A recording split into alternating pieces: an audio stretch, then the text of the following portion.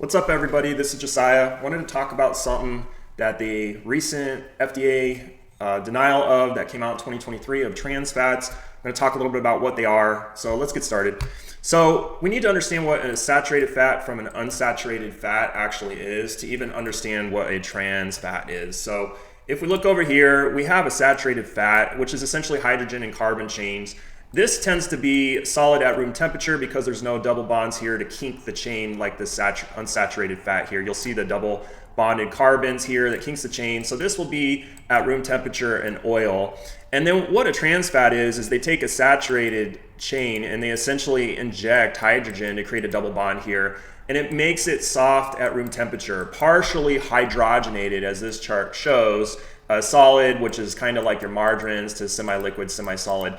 And so it is shelf stable, unlike real oils that are liquid like olive oil or solid fats that come from meat and things like that. So the people that make fake foods essentially like to use trans fats. Well, we know that they cause disease.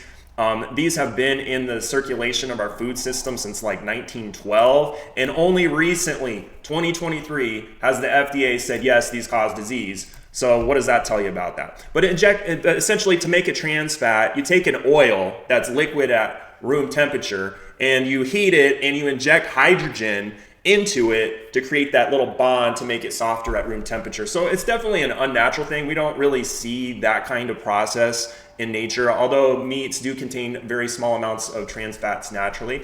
I wanted to show this chart. I found this for the government of Hong Kong because a lot of countries have banned trans fats for a significant amount of time, and we've known about this kind of stuff as being dangerous. So you have your non-hydrogenated oil, meaning we haven't injected hydrogen into it and it's liquid, and you see this as vegetable oils, olive oils, whatnot. Then you have your partially hydrogenated oil, which is the name for a trans fat, and you can see the trans fat levels can be up to 45%.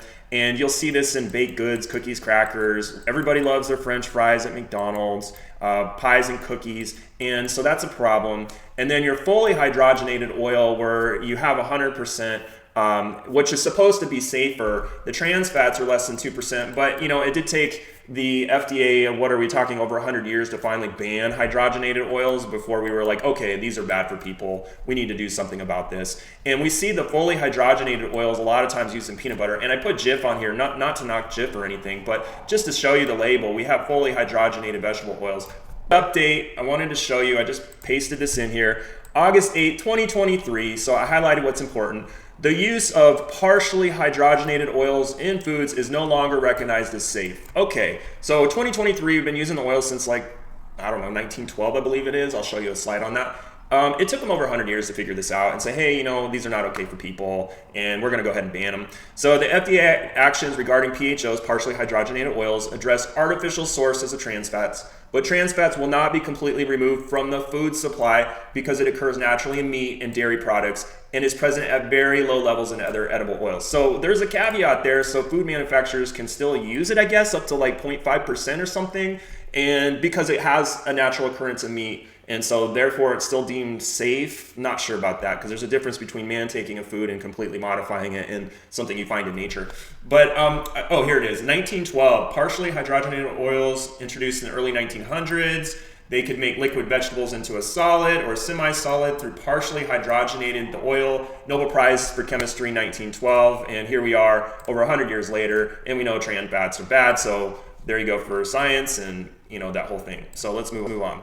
So I took this off WebMD just to give credit where credit's due.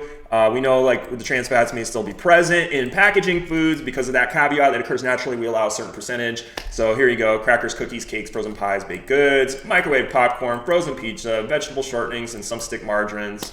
Coffee creamers, that's why you should probably use a natural food for your creamer. Refrigerated dough products, cinnamon rolls, ready-to-use frostings. So there's going to be some trans fats and all that. Okay, let's take a look at this slide.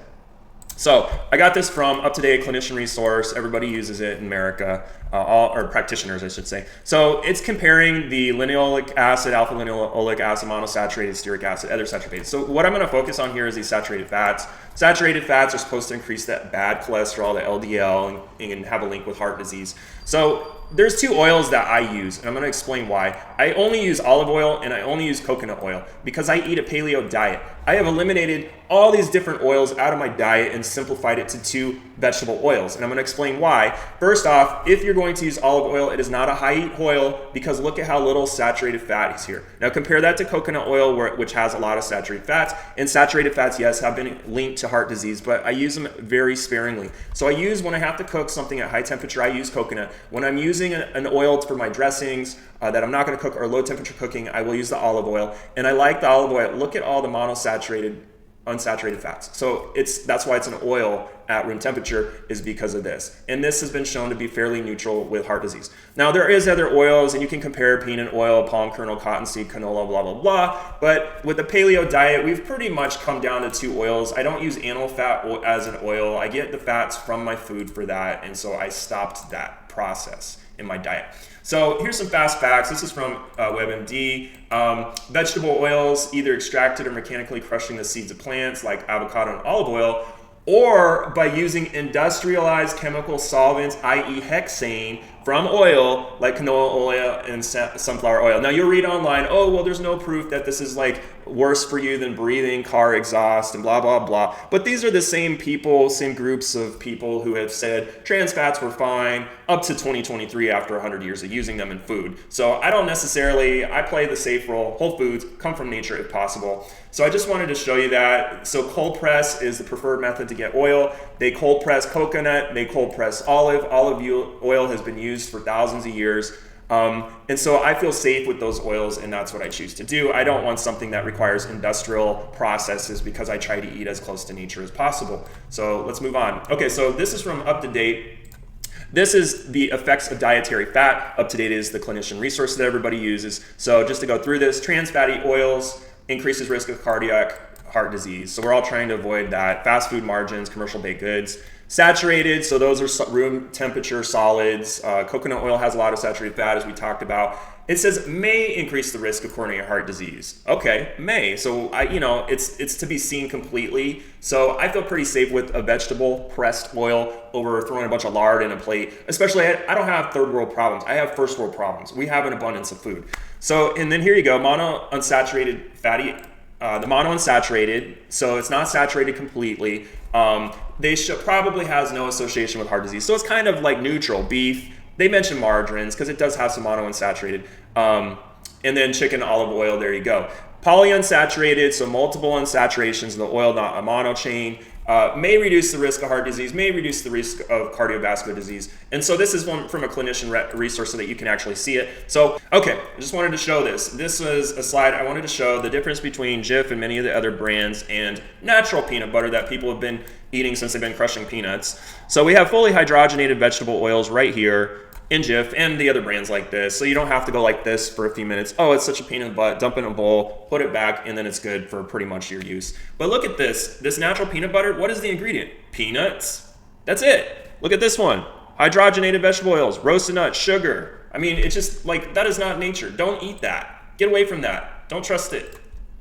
I'm a medical provider. I have about 5 years under a naturopath physician, but also I'm Western medical trained for traditional medicines and pharmacy. But I have had a deep concern for nutrition and how to prevent disease for a long time. And so I eat paleo. That's it. So if you look at this, there is meat here. This does not make up my main diet. It's a part of all food I eat. I do eat carbs, but what kind of carbs? I focus on sweet potatoes, berries, and fruit. And then as far as my fats go, I'm literally using just a little of olive oil on my salads, and I used coconut oil essentially for my cooking. And that's it. And when I do cook, I use very little. I'm not deep frying anything. I don't want to deal with that disease of coronary artery disease that lives in my family. I don't want to deal with other diseases that come with that, such as diabetes and obesity. I don't want my arteries torn up. And so I feel like this is the safest. Paleo eats as close to the earth. Now, I'm not saying you have to eat paleo. There's other diets, there's like the Whole30. Eat close to earth, and that's how you're going to eliminate worrying about things like trans fats and whether the industry is saying you should eat this and whatnot. Thank you very much.